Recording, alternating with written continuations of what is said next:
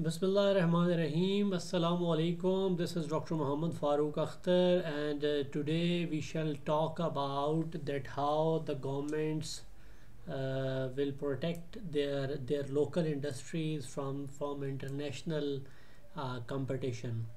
What are the measures the government shall take to support their local industry? And first of all, we shall talk about that why this is necessary to start these kind of a measure. Number one, if your industry is in a very basic mode and they don't have a competitive advantage to survive in international scenario, then the governments shall support their local industry and protect their local industry. Number two, to give the employment to their local people, they support their local industry.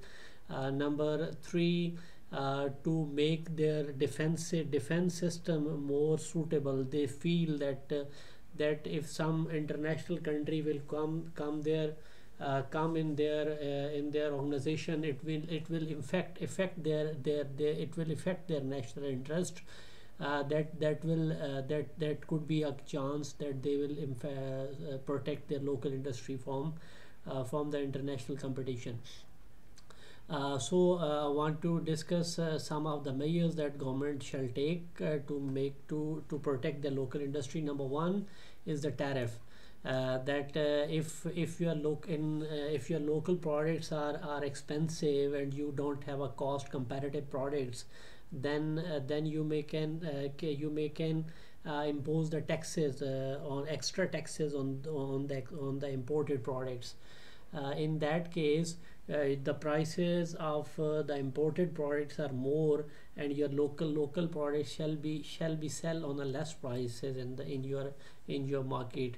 So number one is tariff, and number two is quota or import licenses. It means you can restrict you can restrict the number of products into your country. Like you may say that only 1,000 products or 2,000 products are possible to import in your country, or you may give in form of a dollars, or in form of a pound, or in form of other currency, that up to $1 million you can import some certain kind of a products in the country. It means that you have the fixed the quota there's no excess commodity in your country. And the third thing is voluntary export restraints. It means you may consider you may go and sign some MOUs with other countries and ask them that we shall purchase a certain amount of commodity from your country. It means you can voluntarily fix the amount of the purchasing amount from that country. And number four is boycotts and embargoes.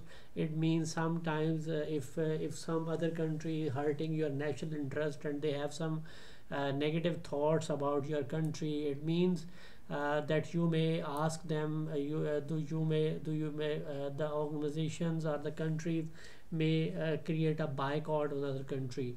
And the next one is the standards. Sometimes the countries create some complex kind of a standards to maintain the products, like on the packaging, like on product composition, like on processes, like on import processes. They have created some certain difficult standards for the organization by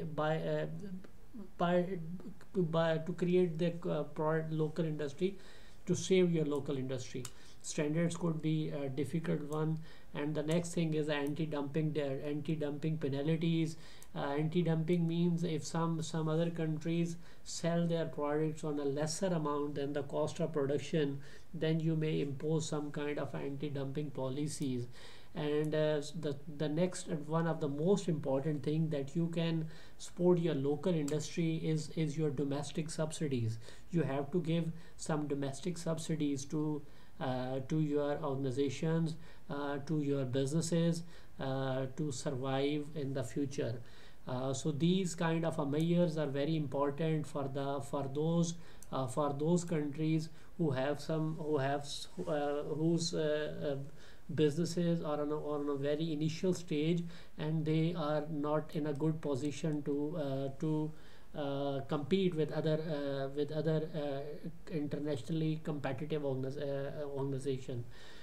So today this is all about the protectional measures and how international bodies are against all these protectional measures, and how you shall consider all these protectional measures when you go abroad in other countries. Thank you very much for listening this lecture, and in next lecture we shall talk about that how you shall consider all these factors for international to go into the international market. Thank you very much for listening the lecture.